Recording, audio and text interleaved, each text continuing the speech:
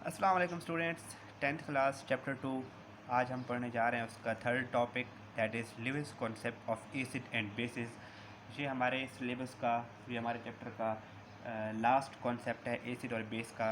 Lewis concept से पहले हमने एक आर्हीनियस कॉन्सेप्ट पढ़ा था और एक ब्रॉन्स्टेड-लोरी कॉन्सेप्ट पढ़ा था। उन दोनों में कुछ ड्रॉबैक्स थे, वो जनरल नहीं थे। बहुत सी सब्सटेंसेस ऐसी थी जो एसिडिक या बेसिक होती हैं, लेकिन वो दोनों कॉन्सेप्ट उनके एसिडिक या बेसिक बिहेवियर को एक्सप्लेन नहीं कर पा रहे थे और उनको हमने उनकी लिमिटेशंस को डिस्कस भी किया था। तो Arrhenius and Bronsted Lowry concepts of acid and bases are limited to substances which contain proton only, कि सिर्फ और सिर्फ जिनके पास प्रोटॉन होते हैं ये कॉन्सेप्ट उन्हीं पर लागू होते थे। Carbon dioxide, sulphur trioxide, calcium oxide, जिनके पास प्रोटॉन एट्सेट्रा नहीं थे, ना वो प्रोटॉन डोनेट करते ना एक्सेप्ट करते, फिर भी वो एसिडिक बेसिक थे, तो उनके बिहेवियर को ये दोनों लॉ एक्सप्लेन नहीं करते थे। तो थर्ड कॉन्सेप्ट है Lewis concept of acid and basis. इसके मुताबिक ये एक ऐसा कॉन्सेप्ट था, इसका सबसे पहले तो आप इंट्रोडक्शन लिखेंगे कि 1923 में लिविस ने ये कॉन्सेप्ट दिया और it was a more general and broader concept of acid and basis, कि ये ज़्यादा एक जनरल था, ये ज़्यादा क्वांटिटी नंबर में सब्सटेंसेस को एसिडिक या बेसिक को डिफाइन करता था। तो इस डेफिनेशन के मुताबिक एसिड क्या है, इस कॉन्सेप्ट के मुताबिक N acid is a substance, और वो सब्सटेंस मॉलिक्यूल भी हो सकता है, न्यूट्रल मॉलिक्यूल, और कोई आयन भी हो सकता है। Acid is a substance which can accept a pair of electron. Acid ऐसी सब्सटेंस होगी जो पेयर ऑफ इलेक्ट्रॉन एक्सेप्ट करेगी। पिछले दोनों कॉन्सेप्ट में हमने ये पढ़ा था कि या वो प्रोटॉन डोनेट करते थे या वो पानी में एक्वा सॉल्यूशन में प्रोटॉन प्रोड्यूस करते थे।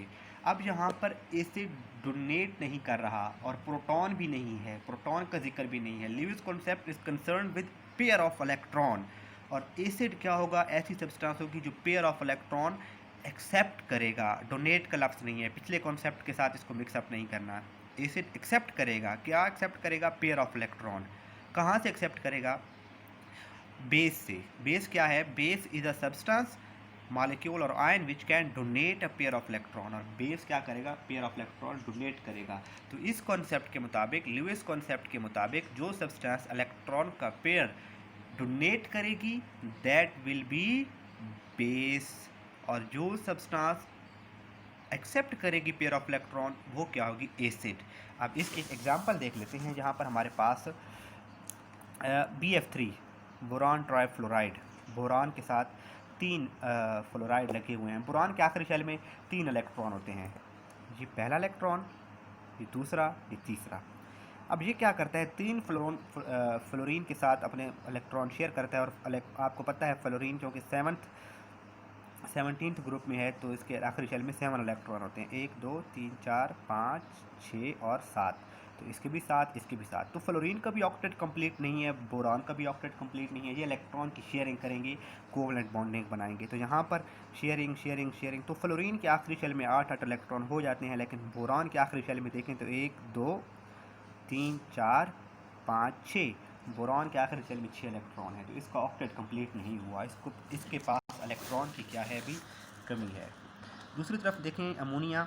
अमोनिया आपको पता है ये NH3 होता है। इस अमोनी नाइट्रोजन के आखिरी शेल में 5 इलेक्ट्रॉन होते हैं, 1 2 3 4 5।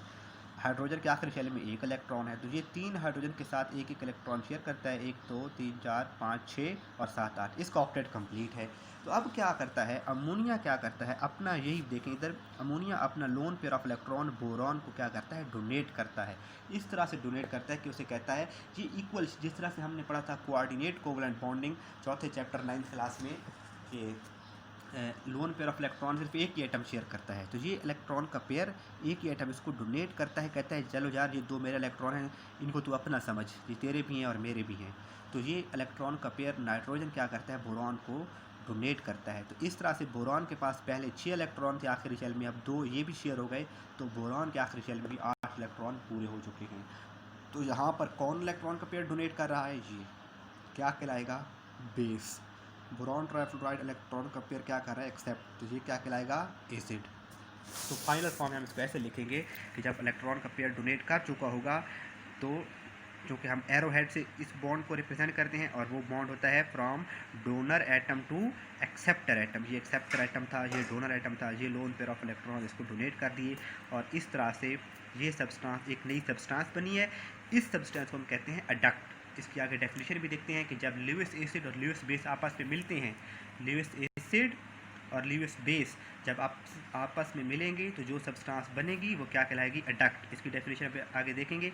तो यहाँ पर ये क्या है, ल्यूइस एसिड है, और क्योंकि ये इलेक्ट्रॉन पेयर एक्सेप्ट कर रहा है, ये ल्यूइस बेस है, ये क्योंकि इलेक्ट्रॉन पेयर डोनेट कर रहा है। एक और एग्जांपल है इसी की, हमारे दूसरी एग्जांपल उसको भी देखते हैं जी। तो आपको पता है हाइड्रोजन, हमारे पास हाइड्रोजन के आखिरी शेल में एक इलेक्ट्रॉन होता है। अगर वो एक इलेक्ट्रॉन निकाल दें, पहले इसके इलेक्ट्रॉनिक कन्फिग्रेशन 1s1 है, आखिरी शेल में सिर्फ एक ही इलेक्ट्रॉन है, वो निकाल दें तो 1s0 हो जाएगा, और इसका एक ही शेल है वो एम्प्टी है। तो पहले शेल में 2 इलेक्ट्रॉन आते हैं, तो जब H पॉजिटिव आयन बन जाता है, H पॉजिटिव आयन बन जाता है, तो इसका मतलब है हाइड्रोजन के पास अभी 2 इलेक्ट्रॉन की एक्सेप्ट करने की इसके पास एबिलिटी है। इसका पहला शेल है वो भी खाली पड़ा है जिसमें 2 इलेक्ट्रॉन आ सकते हैं। अमोनिया हमने देखा इसके पास 2 इलेक्ट्रॉन का पेयर मौजूद है, ये इसको क्या करता है, इलेक्ट्रॉन का पेयर डोनेट करता है, और क्या बन जाता है, NH4 पॉजिटिव। ये क्या बन जाता है, NH4 पॉजिटिव बन जाता है। तो ये भी क्या है, एडक्ट है। एडक्ट क्या होता है, हमारा वेरी इंपॉर्टेंट शॉर्ट क्वेश्चन होता है, डिफाइन एडक्ट। तो हम कहेंगे the product of any Lewis acid base reaction is a single species called adduct. तो जब भी ल्यूइस एसिड और बेस आपस में रिएक्ट करेंगे तो एक सिंगल सब्सटेंस बनेगी, उसे क्या कहते हैं, एडक्ट। और कोई ये एग्जांपल दे दें, आपकी मर्जी है, या जो पीछे हमने बोरॉन ट्राइफ्लोराइड और NH3 की एग्जांपल देखी है, चाहे वो एग्जांपल आप इसमें कोट कर सकते हैं। तो इस कॉन्सेप्ट के मुताबिक हम क्या कंक्लूड कर रहे हैं कि एसिड क्या है, acid are electron pair acceptor. Acid क्या होते हैं, एसिड क्या होते हैं, इलेक्ट्रॉन पेयर एक्सेप्टर। और बेस क्या होती है, electron pair donor. Bases are electron pair donor. तो एक और हमारा यहाँ से शॉर्ट क्वेश्चन बनता है आखिर में, और ये हमारे टॉपिक का भी लास्ट पार्ट है कि which substances can act as Lewis acid और which substances can act as Lewis bases. कौन सी सब्सटेंसेस ल्यूइस एसिड के तौर पे बिहेव कर सकती हैं, कौन सी सब्सटेंसेस ल्यूइस एसिड के तौर पे बिहेव कर सकती हैं। तो पहला देखें कि कौन सी सब्सटेंसेस हैं जो एसिड के तौर पे एक्ट करेंगी। तो मॉलिक्यूल और आयन हैविंग इनकम्प्लीट ऑक्टेट, ऐसी सब्सटेंसेस जिनका ऑक्टेट इनकम्प्लीट होगा। अगर एग्जांपल देखें ये वाली, हमने कहा था बोरॉन के आखिरी शेल में 1 2 3 4 5 6 इलेक्ट्रॉन हैं, इसका ऑक्टेट कंप्लीट नहीं है। तो जिन सब्सटेंसेस का ऑक्टेट कंप्लीट नहीं होता, जिनके पास इलेक्ट्रॉन की डेफिशिएंसी होती है, वो क्या कर सकते हैं, ल्यूइस एसिड के तौर पे एक्ट कर सकते हैं, क्योंकि जब उनके पास इलेक्ट्रॉन की डेफिशिएंसी होगी, कमी होगी, इसका मतलब है वो इलेक्ट्रॉन एक्सेप्ट कर सकेंगे। तो BCl3, boron trichloride, boron trifluoride, AlCl3, aluminium trichloride, ये सारी सब्सटेंसेस ल्यूइस एसिड के तौर पे एक्ट कर सकती हैं। उसके बाद सिंपल कैटाइंस, ऐसी सब्सटेंसेस जिनके ऊपर पॉजिटिव चार्ज हो। जिनके ऊपर पॉजिटिव चार्ज होता है, इसका मतलब है इनका इलेक्ट्रॉन निकल चुका होता है, इनके पास इलेक्ट्रॉन की कमी होती है, तब भी इनके ऊपर पॉजिटिव चार्ज आता है, तो ये सब्सटेंसेस इलेक्ट्रॉन एक्सेप्ट कर सकती हैं। तो Na पॉजिटिव, K पॉजिटिव, ये अल्कली मेटल्स हैं, इनके साइज़ की वजह से इनमें इलेक्ट्रॉन को ऐड करना मुश्किल हो जाता है, लेकिन फिर भी इनके पास एबिलिटी है। लेकिन H पॉजिटिव और सिल्वर पॉजिटिव, ये जो है इनकी वेरी हाई एबिलिटी है इनके पास इलेक्ट्रॉन को एक्सेप्ट करने की। हाइड्रोजन की हमने ऊपर एग्जाम्पल भी देखी थी, जहाँ पर ये हमने हाइड्रोजन की एग्जांपल भी देखी है। तो हाइड्रोजन, सिल्वर एट्सेट्रा, ये कैटायंस हैं जिनके ऊपर पॉजिटिव चार्ज है, they have ability to accept electron pair, that's why they will be called as Lewis acid. और वो कौन सी सब्सटेंसेस हैं जो ल्यूइस बेस के तौर पे एक्ट कर सकती हैं, तो substances neutral species having lone pair of electron. ऐसी सब्सटेंसेस जिनके पास लोन पेयर ऑफ इलेक्ट्रॉन होगा, वो किसके तौर पे एक्ट कर सकती हैं, ल्यूइस बेस के तौर पे एक्ट कर सकती हैं। जैसा कि अमोनिया के पास है ये ईथर, ROR, ये ईथर का जनरल फार्मूला है। उसके बाद अगर हम वाटर देखें, वाटर होता है हमारे पास H और OH, तो वाटर के पास भी 2 लोन पेयर ऑफ इलेक्ट्रॉन होते हैं, ये भी लोन पेयर ऑफ इलेक्ट्रॉन, ये भी लोन पेयर ऑफ इलेक्ट्रॉन। ऐसा पेयर ऑफ इलेक्ट्रॉन जो बॉन्डिंग में हिस्सा नहीं लेता, लोन पेयर ऑफ इलेक्ट्रॉन कहलाता है। तो जिन सब्सटेंसेस के पास लोन पेयर ऑफ इलेक्ट्रॉन होगा, तो वो बॉन्डिंग में तो हिस्सा ले नहीं रहा होता, वो फ्री पड़ा होता है। तो ऐसा आइटम क्या करता है, किसी दूसरे आइटम को ये अपना lone pair of electron donate कर सकता है। तो जो lone pair of electron donate करे वो ल्यूइस बेस। तो न्यूट्रल सब्सटेंसेस जिनके पास लोन पेयर ऑफ इलेक्ट्रॉन होगा, वो ल्यूइस बेस के तौर पे एक्ट करेंगी। और इसी तरह से negatively charge species like cyanide ion, chloride ion, hydroxyl ion, OH negative etcetera, ये सारी सब्सटेंसेस भी ल्यूइस बेस के तौर पे एक्ट कर सकती हैं। तो ये था हमारा आज का टॉपिक। होप कि आप इसको अंडरस्टैंड करेंगे अच्छे से। कल का हमारा टॉपिक होगा जिसमें हम प्रॉपर्टीज़ ऑफ एसिड्स को डिस्कस करेंगे।